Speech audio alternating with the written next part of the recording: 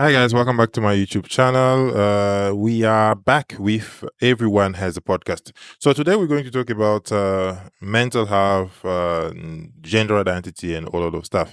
So the discussion we're going to have today is around this article that I found on NBC News around Peru actually making or declaring that transgender identity is classified as mental health. So I'll probably just really jump into it right away so that you guys can see. You can find it on the website of NBC. We're just going to make this a little bigger. Let's make this bigger. So Peru classifies transgender identity as mental health problem in new law. Obviously, people protested to that, which makes a lot of sense. And the reason, I think it's always important to go back to the reason. It's not very long as an article. We're going to read it with you guys. LGBTQ advocate in Peru protested in the capital city of Lima last week after health minister issued a new law that deemed transgender people as having mental health problem. The Supreme Decree signed by the Peruvian President Dima de la Borte and published May 10th updated the ministry list of insurable mental health conditions to include transsexualism, gender identity disorder, and cross dressing, which is kind of funny. So in 2019, the World Health Organization redefined its term on gender identity related health, moving condition of gender incongruence out of being defined as mental and behavioral disorder and into the condition related to sexual health category. This reflects current knowledge that trans-related and gender-diverse identity are not condition of mental ill health, that is, classifying them as such cause enormous stigma, the guidance read. On May 11, the Peruvian ministry released a statement insisting that the update is to ensure comprehensive mental health intervention. The ministry ratifies its position that gender and sexual diversity are not diseases. It stated, in this framework, we express our respect for gender identity as well as our rejection of the stigmatization of sexual diversity in the country. Despite this, the ministry reiterated that the update to the country's essential health insurance plan will remain in force. After the assessment was issued, a collective of more than 60 national LGBTQ organizations staged a protest. A protest Friday in front of the ministry headquarters in Lima. The protest coincided with the International Day Against Homophobia, Transphobia, and Biphobia, which is celebrated annually May 17. The organization said in a joint statement that the decree perpetuates an archaic vision that makes transgender people targets of aggression, which is actually very, very wrong. I think personally, it's very hard to understand transgenderism when you are not part of that. It's very, very hard to understand things like dementia, bipolar disorder, anxiety, and all of those other things, schizophrenia, when you are not when you are not actually mentally impaired or mentally heal. And the problem with LGBTQ in most cases is people that are outside do not understand it because they are outside it. And the discussion, it's always very, very tense, especially when you understand, when you ask to somebody why they are uh, uh, in that sexual identity of them. And this is the reason why I'm having this video made, because I would like to understand how one goes from feeling the way they or looking the way they are to transitioning and all of those reasons. Why do people uh do you become gay or are you born gay? That's the question actually. Do you become uh, transsexual, or you do definitely do become transgender or anything like that? So it's very important that this discussion I had, and if they can be explained to people that are on the other side, or for people that are on the other side, to be explained to those who have left us. Why is it like that? What happened? How how did that happen? How do you feel and all of those stuff? So because I do believe that there is a motivation for somebody to come out, which I respect a lot. And I know it's not easy because the perception around the society is definitely very, very difficult. I'm from a country where sexuality, or how can I say, gender identity is not spoken about, and it's always been very difficult for me to understand it because it doesn't make sense in the construct from which I am when I was born. In my everyday life, it's not something that I found a lot, and I found very, very few people, and we never really had that discussion. And it has always bothered me because, let me say, if I'm in a situation where my one of my children or my cousin or my niece or whoever is in that or comes out, I really, really don't know how to handle that personally. And it's important to have this discussion because I have my construct when it comes to gender. I have my perception and I have my belief as when it comes to gender. And personally, for me, I still it's very hard to understand it. I'm really, really struggle to understand it all the time because physically it doesn't even make any sense as well. Personally, that is the question. That is my personal perception, that is my personal belief, and that is my personal understanding of that. So until we start having a conversation around the gender identity, I think that where it is important. And the problem is, in most cases, when it comes to discussion around gender identity, people feel offended, and that is the problem. There is really, really no offense here when I'm coming here and I'm explaining and I'm just telling you guys, talk, explain to us who do not understand how does this work. And we all know why this is a very controversial subject. I mean, for example, if we bring it onto sports, for example, we can't tell a man to compete against a woman when it comes to physical strength. We are just born different. So we can't be having men competing in women uh, competition. And I think for me, this discussion also stem for the fact of being very, very fair. We speak about equality and all of those stuff. So now should we create categories of equality? So let's say, so recently in the Olympic Geo, there was a boxer who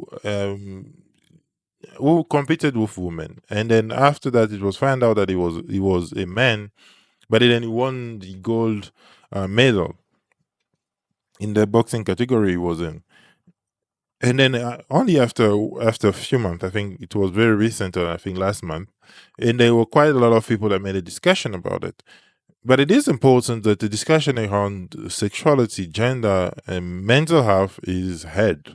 And this is very, very delicate because a group of people will feel antagonized and not tolerated.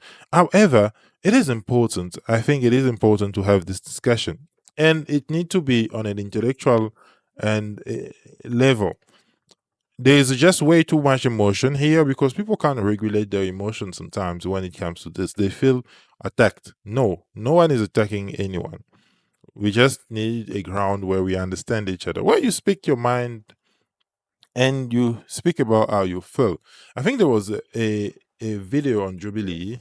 Yes, there is this video that came out 5 years ago. So I will bring it up here and maybe also react to that. And I've never watched it. This was released 5 years ago. And then we're going to we're going to review this together. So let's watch this one. A girl can feel, more masculine doesn't mean she's not a girl. So then me being born male, biologically male, would you say I'm 100% male? Well, you made the transition. Okay. So Jubilee does really very, and it's called Middle Ground.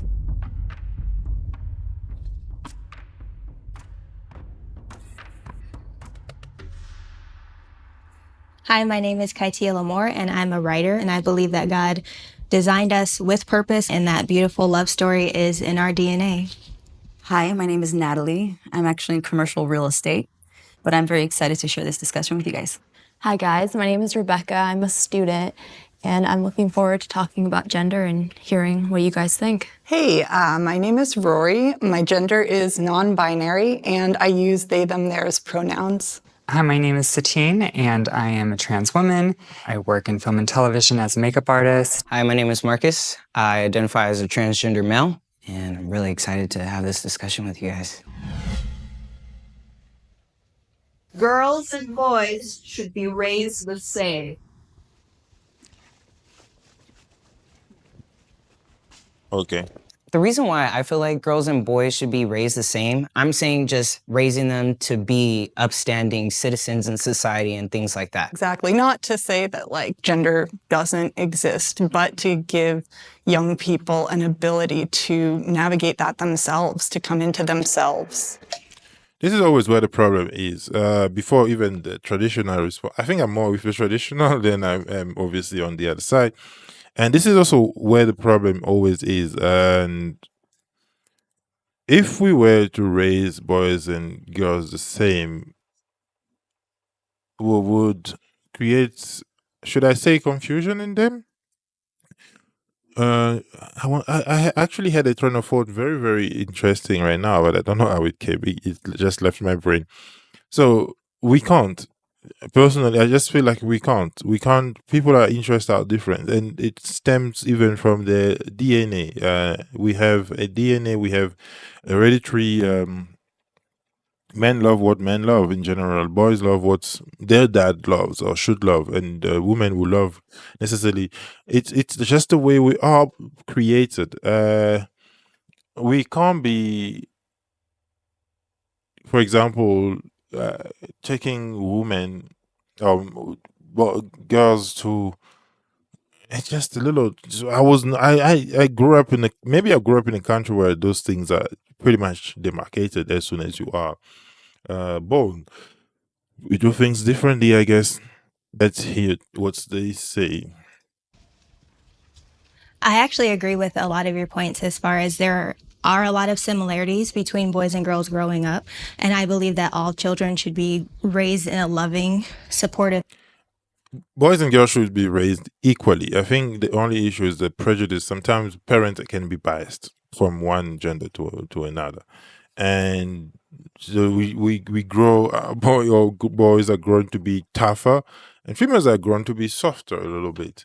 But I mean, if you need to continue procreating, the issue with gender is sometimes I think sex. Sex is misunderstood. No, sex is not misunderstood. Sex is female, male.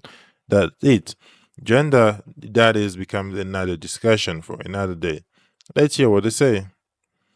Family, but I think that there does need to be balance and just some of the characteristics that men and women have, where it's like women usually are more nurturing. With boys, they want to grow up and like, what does it mean to be a man? And what does it mean to be a provider? What does it mean to lead your family? And those are the things that are traditional to me, where I feel like the man is the head of the household. I grew up being a tomboy. Like, I'm so connected to my masculine side and so much to my feminine side. I really feel 50-50. And I feel like in our society, And so there's this other transgender. I don't know if I could find the video.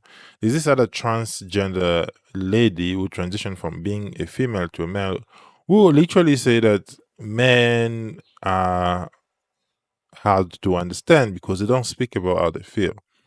They talk about soccer, they talk about football, and they talk about a few things that, as women, she used to talk about all the time. You know how she feels and all of those stuff. And men just, it's not like we sweep everything under the rag or under the carpet, but it's generally we are not so much connected to our emotional side as women are. So probably I am, and just try to regulate my emotions, but I don't regulate it by going to a guy and be like, yo, man, it's very hard, yeah, so forth and so on. It's a little different. It's always been different like that. So that is something that I think women would definitely never understand. So it is important. A demarcation is needed. I'm not going to lie. We need this demarcation. It is important that we create a clear understanding as to how a man and a woman should grow.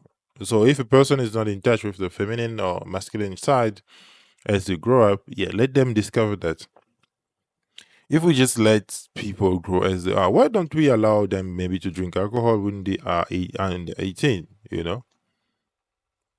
Now, when a girl is raised and she feels like a tomboy, acts like a tomboy, she's now encouraged to kind of think, maybe I should have been born as a guy. But for me, it's always been, oh, maybe she's just interested in things that guys typically like. Right. And that's fine. But you can still be a girl and be interested in that, and you can still embrace being a girl. Yeah, piggyback off of what you're saying, as a little girl, I always only wanted to shop in the boys section. Of course, my family was completely against it. I grew up in a religious family. I'm actually evangelical Christian myself, but my family would use my tomboy statement to write it off and minimize the fact that no, I actually really don't like being a girl. Sometimes, like you said, there's actually genuine tomboys in the world. With me, that wasn't, it was way more than that. And it can be very difficult for parents to make that distinction. Oh, yeah. Because when you're a young child, it's hard to express how you're feeling inside. And especially like,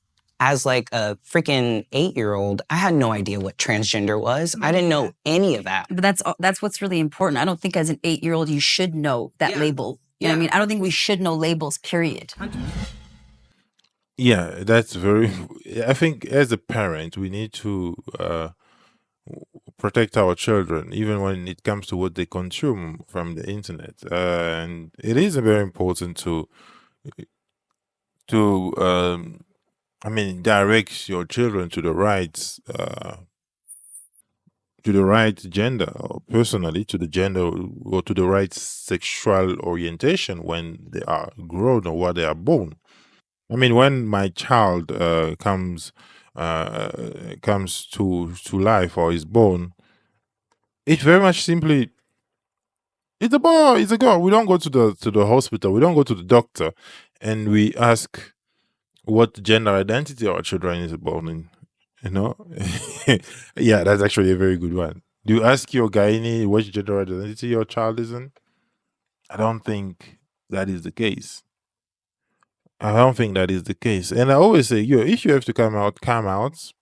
I personally, if I have anybody around me who says I am whatever I am, I'll be like, kudos. Actually, it takes a lot of courage to come out. But I think in terms of girls, boys, children growing up, we shouldn't even give them a chance to choose. And I'm not saying we should offend them, but we should understand. I mean, we should talk to our children. And that's also the problem.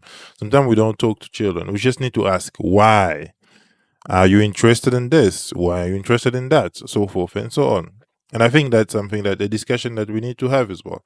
I think gender issue and all of that is just a matter of discussion here. And this is the same thing why I'm watching this video, because this discussion is pretty interesting. Let's continue. There are only two genders. Okay, this one is your DNA is going to be the same from when you're born and until you die. And it doesn't matter how you dress yourselves or what hormones you take. I mean, you're either going to be a male or a woman. You have those chromosomes in your body. There are certain things about yourself that are going to stay the same your whole life. And you have to accept those and embrace them, because if you don't embrace them, you're just going to be hating yourself. I really wanted to be normal. Like that, there's nothing in life I've ever wanted more than to be normal. And this is a statement that I also want, because it's coming from herself, where she said she identified herself as a cis woman or something like that. Normality. Why have we normalized what is not normal? She knows that however she feels is not normal. And that is a discussion that we need to have. We are just trying to normalize something that should not actually be normal. What is that though? exactly, that's the problem. That is the problem I run into, is that it doesn't really exist.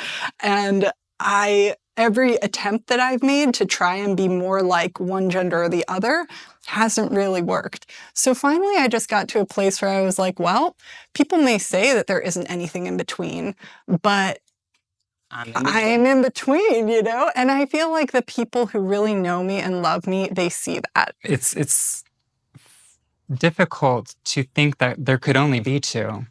Like, how would that even be possible when there's, like, on a spectrum of like masculinity and femininity? Couldn't you lie anywhere? Well, it's like the tomboy idea that a girl can feel and have these More masculine. yeah, more masculine doesn't mean she's not a girl. There's a spectrum, but there's two definitive parts to the spectrum. So then would me being born male, biologically male, would you say I'm 100% male? Well, you made the transition, so you didn't feel like But a you male. were physically born as a male. But then you were would you say I'm 100% female? I will be honest and say I feel I use the chromosomes, but I would say you are under 100% a male. I wouldn't say that. That would just be my belief. You're 100% what you're portraying to me. And because I'm that, Who am I to decide that for you? Wouldn't that Yes, mean that baby.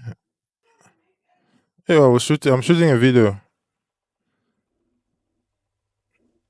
I am somewhere on this gender spectrum, not No, I necessarily don't. one or the other, which is the binary? Scientifically, you are one thing and you'll always be a male scientifically. You can express yourself however you want to the world, and hopefully the world accepts you for who you want to be and who you are. But when it comes to the spectrum, I mean, there are not that many transgender people in this world when it comes down to it. In LA, there's a bigger population. You just don't see us. Exactly. No, 100%. That's exactly what I was trying to say. Exactly. You ladies, all your lives, you don't even know how many hands you shook that was possibly a trans person. The reason why you don't see it is because those trans individuals don't want you to see it. In Middle America, they don't have the same like opportunities and great laws as California. So it's just like, well, I better lie low before like I get my ass beat somewhere. I should be allowed to use the bathroom that matches my gender identity. All in that. I feel kind of, this is another one that I feel a little split about. I, on one hand, with all of my heart, have respect for, again, like I said before, whatever you feel you should live, you know? However, with that said, if I had a little girl and if you're not completely transitioned, You don't want them to be exposed to that maybe soon? not yet. Maybe not yet. That is a Okay. right. Have you thought about what that person might be going through? How scared they probably are that they're being judged as they go Absolutely. in? Before I transitioned, when I was still confused as to what I wanted to do and who I was, and it was really difficult. But I decided to use the women's restroom still because I did not feel safe in the men's restroom. And I knew that I would not be a problem. It takes a lot of courage that people don't understand. It really hurts your psyche. I would say for safety, I do agree that you should be able to go where you feel comfortable. However, the line that I would draw is if we were one day to say all bathrooms should be just open for anybody. To touch on that point, I've been at gyms where it's like a restroom and a locker room and people are changing there. It can be difficult because when the rules start to get so relaxed like that, where a guy that wanted to go in a woman's locker room that wasn't transgender, and then if anybody questioned him, he can just say, I feel like a woman. That's a very valid you know, and that's a concern for me. It's interesting how we get so hung up on trans folks in bathrooms when it seems like the underlying fear might be that men are predators and that we are afraid of predatory men, either posing as trans women or just in general. Having gender neutral restrooms, maybe if they're not all the restrooms, but some restrooms that are gender neutral would just be good for everybody's safety. I agree with that. Okay, so she actually makes the best point of all of them because I remember at some point when I was at UJ, there was this gender neutral, or they just said that, and it's always one of the trickiest aspects of this discussion, and it even comes down to sports and all of those other aspects, because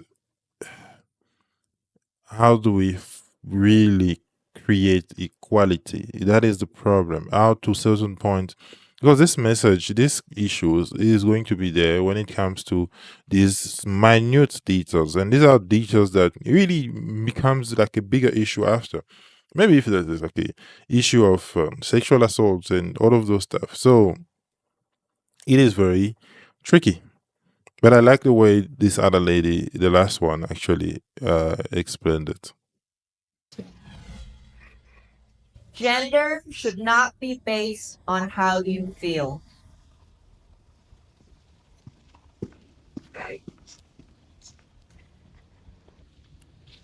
To come and tell me you know, we're going to be born and I'm just going to decide what I'm going to be. I'm sorry, that's a crack of shit to me. I believe that first, yeah, you're born, you're a woman or a man. I believe that gender shouldn't be based on feelings because our feelings change a lot. Not everybody's does, I understand that, but a majority of people do as they grow up. You said the word decide. I did not wait till 18 and decide, I'm gonna be a man today.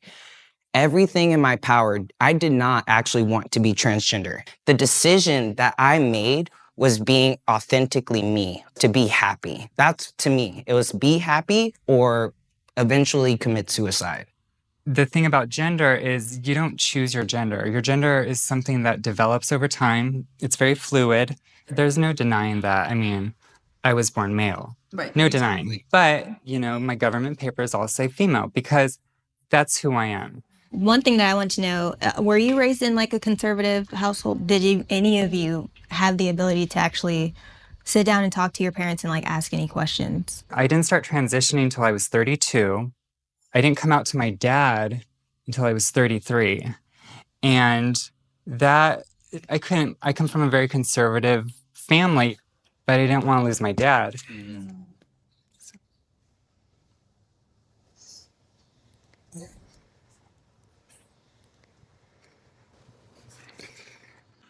The issue with gender, I think it's always a discussion. The discussion is never had. And it really, really depends on, maybe because we're a bit more modern and we are growing in this day and age, we can have those discussions. And it is important to have them. And I appreciate, for example, the fact that Jobili does this discussion all the time, and they make sure that people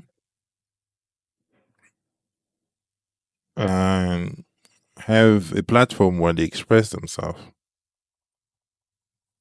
So I sometimes do enjoy reading the comments. By the way, if you didn't know, transgender is not a third gender. So what are the response here?